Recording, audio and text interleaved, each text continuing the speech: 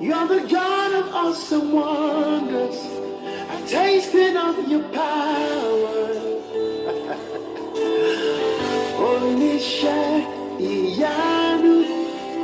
You have shown me so much mercy, much more than I deserve. My eyes have. Hi guys, welcome to my channel. Welcome to spending time avec Severina. Yes, it's been a while. Salut les gars, bienvenue sur ma chaîne, bienvenue pour passer le temps avec Severina. Ça fait un bail. So guys, I've been here. School has taken most of my time, so like I've been missing in action. I've been posting some few vlogs here and there, but I've not done a sit down video in a while. And you know, 2017 is about to end, and today I decided to tell this story. Like, I don't want to keep this story with me till 2018. I want to be done with this story, okay? So today we are here with a story time. Guys, I've missed you guys. I'm so excited. I've missed you guys. Okay, so today, let me warn you before I even start, this video will be in English only. I'm so sorry for the francophone people. Like, the story, I think it will be a little long, so if I have to explain in French, I don't know how long it's gonna be, and I don't want a long video, so sorry about that. So let's get into this video. Guys, you remember around May I went to Nigeria for the first time, and when I came back I talked about my first time in Nigeria. I talked about how my mother's prayer saved me, and I always say that I will tell you what happened to me while I was coming back from Nigeria, when I was ready to talk about it, because the incident affected me so much that it took me some time to get over what happened. So guys, what actually happened? Let's start from the beginning. Going to Nigeria, I took ABC bus. So let me tell you already, if you are going to Nigeria, the second best thing to a flight in Accra is ABC bus. ABC is good, like you're comfortable and all that. ABC is like the second best thing to a flight. So I took ABC bus when I was going. Everything was smooth, everything was fine. I got to Nigeria, everything was great. I got my business done while I went there. I did everything, and yeah, so I did things earlier than I planned them. I planned to do them. So like I did things quicker than I thought I would do them. So when I finished doing why I was there, I just decided, okay, my coming back date was not due, but I was like, okay, I'm done, so I'm going back home. So I couldn't go back to the ABC bus station, and where I was staying was close to other bus station where there was Chisco.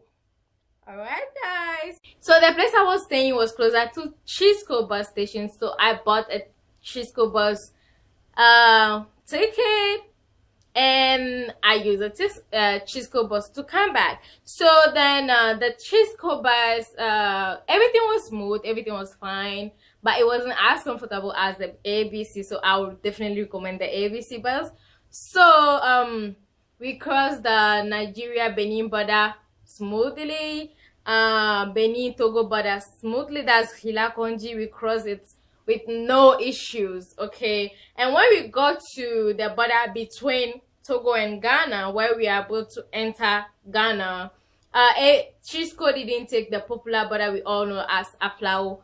Chisco decided to take a smaller border, which was called Sekbe. Yeah, Sekbe border. So Chisco took that border, and then by the time we were, you know, like Nigeria to Ghana is like 16 hours journey, 18 hours sometimes, 20 hours sometimes, depending on how the journey went.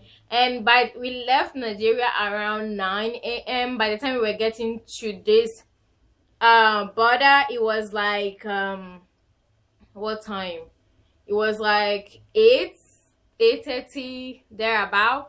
So we got to the border. They asked us to get down as usual, so that they will go through, check the bus, immigration process, sign our passports, blah blah blah blah blah blah. So on this particular border, there was a gate.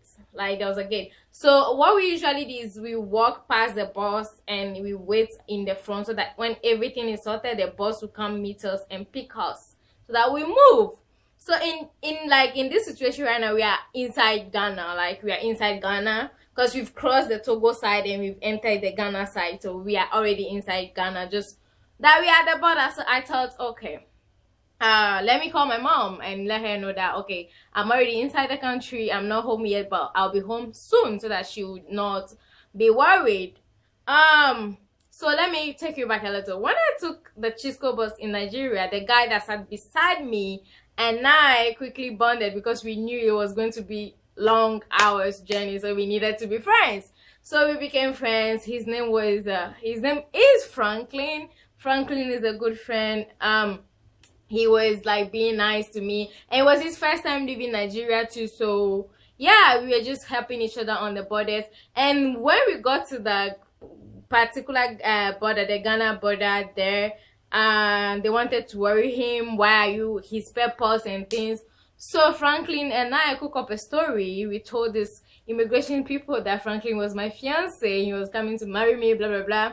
So just let him go because I am Ghanaian and he was having his Nigerian passport. So we were just laughing about the whole thing, and he was laughing about me saying I'm big, if something should happen I wouldn't be able to run to save myself, and all that was just joking. So then when we got there and I decided to call my mom, at that time I was not feeling well. I think the journey just got me tired. I was feeling sick, my nose were choked and I was just not feeling well. So I decided, okay, let me just call my mom and let her know I'm in town, like I'm in Ghana. She should not worry, like I'm home. You know, when you enter your country you feel like, okay, I'm home. So I took my phone, I called my mom. I'm like, hey mom, we are at the border, but we've already entered Ghana, you don't have to worry.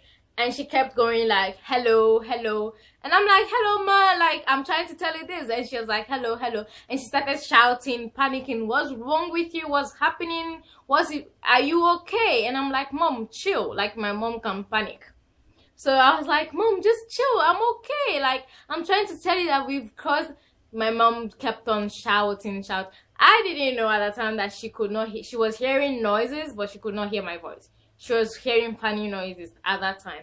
And so I just cut the call, and in my mind I'm like, okay, maybe she'll call back, or when the car moves a little and we are really inside the country, then I can call her back.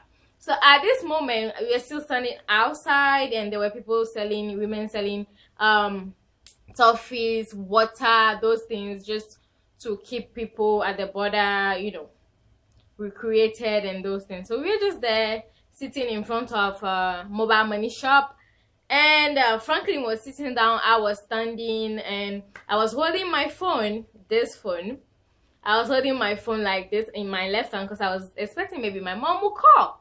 So we were there, and there were like 3 buses from Nigeria met at that border. So we were too many people. One bus is carrying about 50 to 52 people. So 3 buses, you can imagine the crowd already. We are over 150 people at the border, and everybody was just talking, blah blah blah blah blah blah. And then, like, when someone is standing by you, you definitely might not know the person, but the person is maybe in another bus. So you can't ask someone, why are you here, who are you? No, like, it's not your country and it's not even your village. Even though I am from Volta region, like, that was not my village. So I could hear the language because they were speaking Ewe. Obviously I could hear, but I couldn't ask anybody like, what are you doing behind me or something. So all of a sudden I realized that we were more than we were when we were sitting there, and like we are now crowded. So I just looked down and I saw this person standing beside me. I saw that this person standing beside me was wearing a coat. So I could see that coat, the downside of the coat, and in my head I'm like, this weather, who wear a coat? Because it was hot.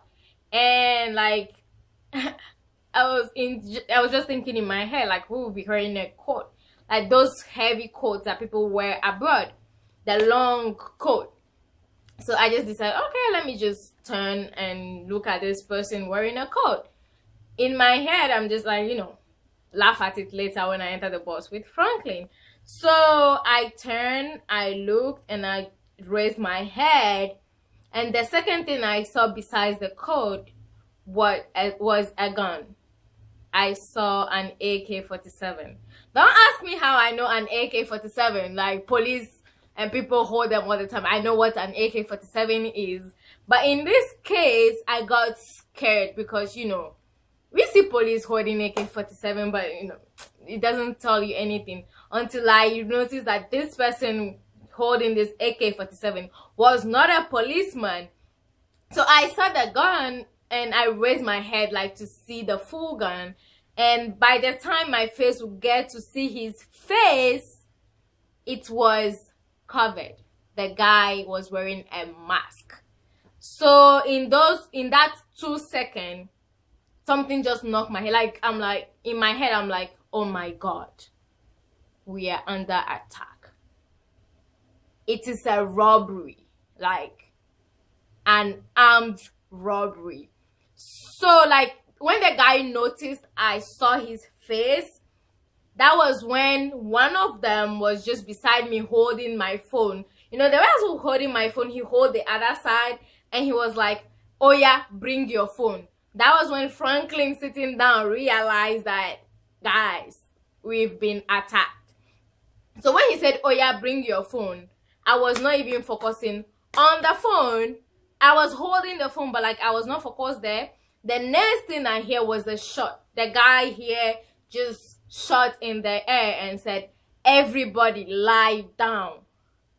And the women selling the thing, everybody just started running. All I heard was like, it is a robbery, like in airways, shout everybody. And the next thing I said was, Jesus, save me. Like, I shouted. I was shouting, like, even till today, sometimes, like, I don't know what gave me the strength, where I got the strength from, where I got the, I just shouted, Jesus, save me. I will not die on this border today. I was shouting and I just run and left them. Like, I didn't even care about the first shot. Like, I had the shooting, but no, I just ran and I was shouting. I was still as I was running, I was shouting, Jesus, save me. I will not die on this border today. Jesus. I was just shouting, Jesus, Jesus. And then we entered the gates back to the immigration office. Everybody, the place was scattered. Guys, that's when I realized that it's only in Nigerian movies when they say people should lie down, when people they lie down.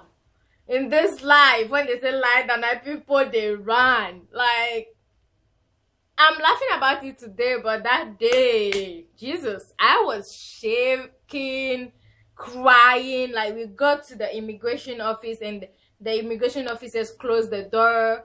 I don't even know where Franklin passed. Honestly, when danger is there, there's no friend. I didn't know where Franklin passed. I didn't know where.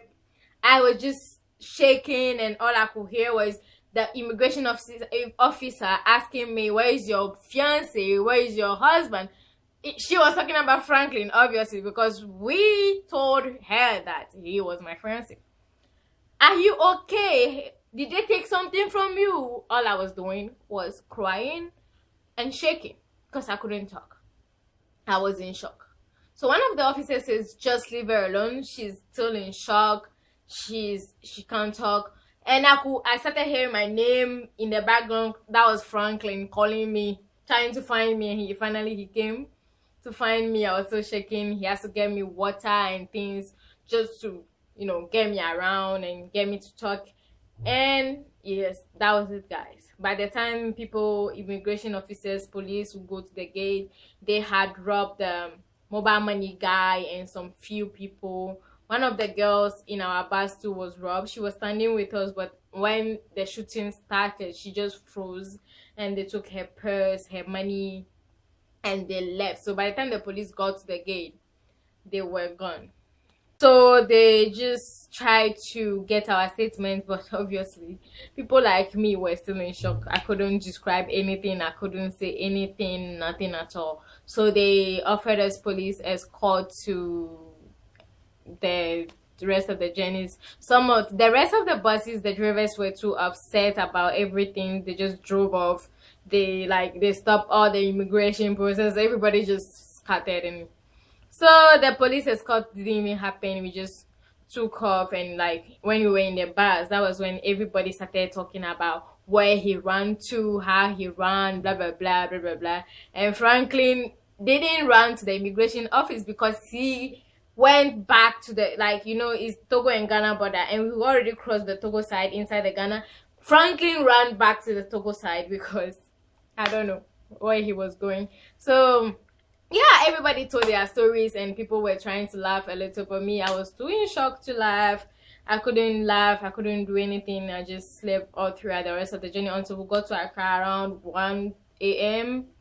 and we all went home. But like when we got to the Accra and we were all offloading our bags, that's when this woman in the bus came to tell me thank you, and I was like, what happened? And she said that, but like, what, she came with her baby, like her daughter, and when we got down at that border, I was just worrying the little girl, like, this girl, you've not slept like all throughout this journey, this 18 hours journey. Even me, the adult, I'm tired, you are still here walking around. That's the baby girl. And she said that she was still walking around when the armed robbers came around, but when she heard my voice shouting Jesus, that's when she just carried her daughter. She didn't even know what was happening. She just carried her daughter and ran, like.